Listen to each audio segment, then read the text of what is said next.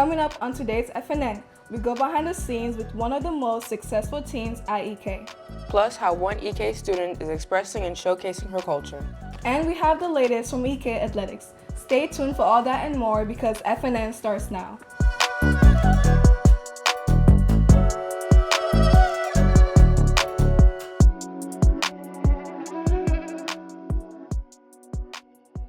Happy Friday, Falcons. I'm Maureen Winnie. And I'm Nia Holly. The esports team at East Kentwood is one of the most decorated teams not only in our school but also across the state. Fresh off a summer renovation to their room to bring in state-of-the-art upgrades, they're also staying busy adding championships and trophies. Head coach Mr. Dixon was also named the 2024 Michigan Sports Coach of the Year. FNN Simone Pennock visits the team to learn more. Bullets may fly around, but I'll lay down. I feel safe and sound down.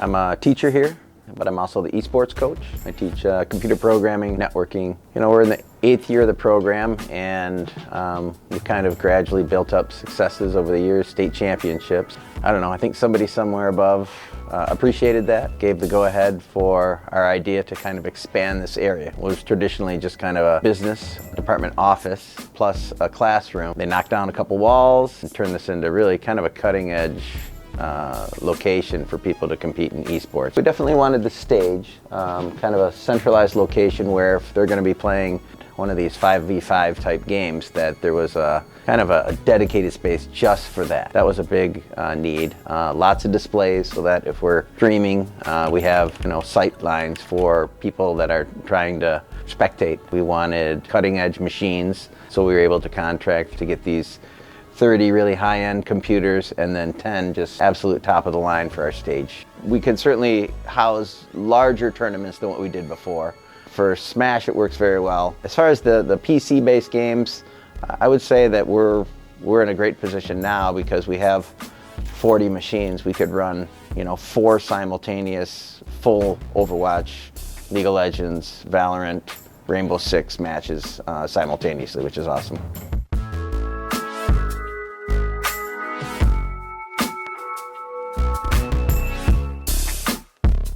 Esports is one of the fastest growing high school sports, and now nearly 200 colleges across the country have their very own esports team.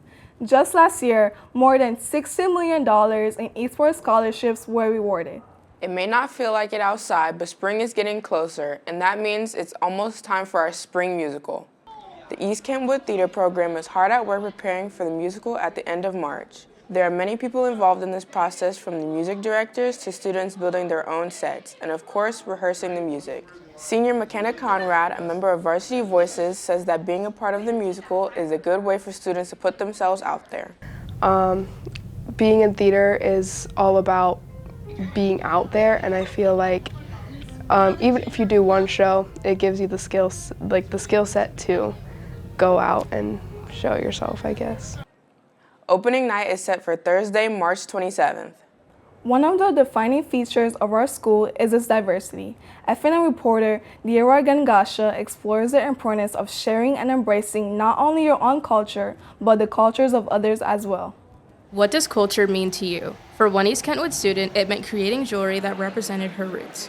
Junior Grace Forkpa creates African-inspired jewelry, and we spoke about why it was important for her to share her heritage with others. So when I was thinking about this, I was thinking about Africa as a whole. I wanted to incorporate all the other countries and tribes and all that. I feel like Africa really needs to be appreciated more. Grace moved from Liberia in 2015 and mentioned that upon arriving at EK, she immediately felt welcome. She then joined the African Student Union, one of the several student organizations working towards connecting students. The club's advisor, Miss Whaley, reflects on how she has witnessed cultural evolution at EK. We have so many cultures here at school, and having been an alum myself, I've definitely seen the changing of cultures. In a similar way, the Asian Student Union also does the job of cultivating a community for students where you can connect to your roots with others. ASU President Jennifer Pham describes what she feels the impact of ASU has been.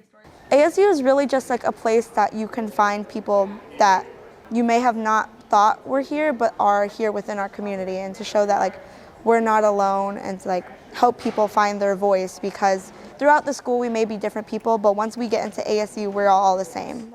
It is especially important now that rather than dividing ourselves, we embrace each other's differences. At EK, I'm Diara Gangaja. Our diversity sets us apart from every other schools, creating an environment where everyone's perspective matters. Recently, students from our Model United Nations team hit the road for a trip to Ann Arbor for the 2025 Model UN Conference at the University of Michigan. Reporter Owen Renwick made the trip to help highlight unique educational experiences. For many students, history is more than just dates and events. It's a window into the lives of those who came before us. Through immersive experiences such as Model UN and deep discussions, students like Kian are gaining a new perspective on the past, shaping their understandings of leadership and humanity. Kian illustrates what he has been able to pick up on at his Model United Nations conference. My character was a man named Venustiano Carranza. During the Mexican Revolution, he was more on the liberal side. He was actually in favor of like a free market. He wanted a constitution. He started his own faction called the Constitutionalists. And he sided with who would become president, Francisco Madero. He sided with Madero at first. The growth of students like Kian has been a crucial aspect for the group's advisor, Mr. Steiner, who hopes to see them develop as leaders and future adults. Ideas of civic engagement, right? They're seeing that there's a wider world. They're more aware of what is going on the planet and their fellow humans, just humanity generally, and like what difficulties people face in other places. Although most of the trip had been centered around the conference, during downtime, Kian and his advisor, former National History Teacher of the Year, Mr. Vriesman, talks about what they learned taking a look back in time. There's a classical history museum with artifacts 3,000 years old from ancient Egypt. So you have pre-Romans, and then the Romans come into Egypt. You can see that throughout the artifacts. They had stuff from ancient Greece. I think one of my favorite things that really stood out, we were looking at some of the tombstones that they had found in Italy. So during Roman times, they're written in Latin. Thankfully for me, don't speak Latin, they were all translated, but it was just really powerful to read stories and tributes to common people who lived a couple thousand years ago. Kian further elaborates how the experience helped shift his views on how to look at history as a whole. Really, it kind of goes to show that when you learn about Roman history, a lot of times you learn about generals, Julius Caesar, and emperors, but very rarely do you learn about the personal lives of people, and it really goes to show that history isn't just a story of rulers and wars and leaders, it's a story also of humanity and society. The individual learning experiences from each student from Model United Nations has been a very unique experience that students are grateful for. From East Kentwood, I'm Owen Renwick. And that wraps up your news this week, Falcons. Now let's send it over to Jasmine Smithers for your EK Sports Report.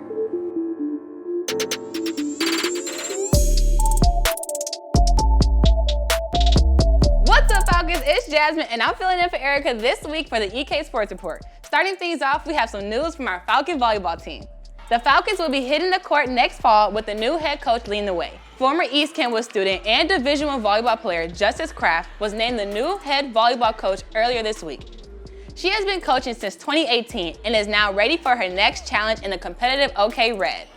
I want athletes. If you are a competitor, if you have a dog mindset, if you are ready to work, willing to work, come to my gym. Come to my gym. I want to meet you. I want to get my hands on you, and I want to start working with you. And then if you are a student and volleyball is not your itch, you can still be at our games. And I can promise you, you're going to have a good time. You will see passion from me. You will see love from me. You will see celebration from me. You will see all sides of me. So I'm excited to share that with the EK community. And I hope that the student body gets a chance to see it because I know my players will. Putting the volleyball nets away and dropping down the hoops now as EK basketball gets ready to cap off a big week tonight on the road against Hudsonville. On Tuesday, your girls and boys basketball teams showed out against West Ottawa, bringing home some big wins. Our girls earned a 62-51 win thanks to double-double by Jazzy Silva, Landa Smith dropping 13 points and a big night on the boards for Nevaeh Eubanks. Not to be outdone, our boys put on a show full of alley-oops, big threes, and the chance to get every single player on the court.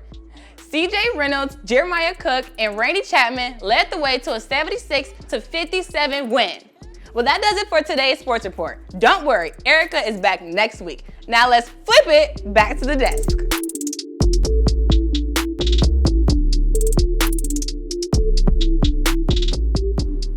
Jasmine, and that does it for today's show. We'll be back next Friday with more, but until then, make sure to follow us on Instagram and subscribe to Falcon News Network on YouTube, where you can catch sports live streams, previous episodes, and other great content. Plus, check out the posters around the school to tune into our radio station, and check out our Spotify podcasting channel. We'll see you back here next week.